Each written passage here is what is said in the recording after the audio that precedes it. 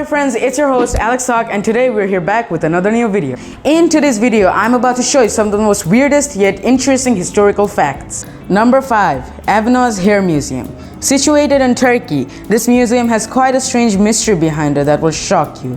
Firstly, this museum is filled with female hair. At least 16,000 women left the strands of their hair in this museum.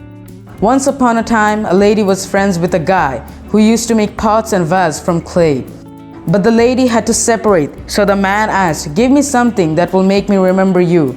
So then the lady cut a strand of her hair and gave it to the man. Later on, the guy placed it on his shop, and the other woman found the story interesting and left strands of their hair in the store. In 1989, this shop turned into a hair museum. Number 4. The Mummy Museum. The photos you're seeing on the screen right now are actually not preserved mummies, but naturally mummified bodies. During the 19th century, in a small village, when people died, they were buried. But because of the soil and the weather, the bodies would turn into mummies naturally. Number 3. Hitler was a binge watcher.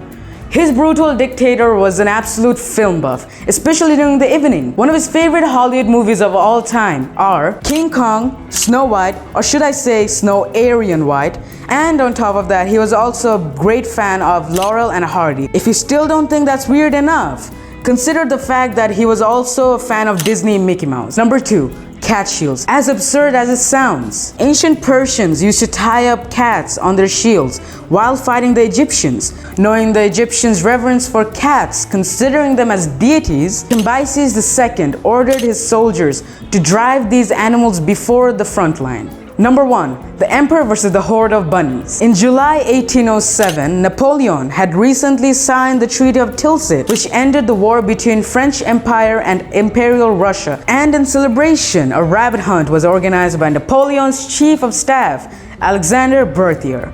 Berthier's men caged them all along the grassy field. When Napoleon started to prowl, accompanied by gun bearers, the rabbits were released from their cages. But something strange happened. Rabbits didn't scurry in fright.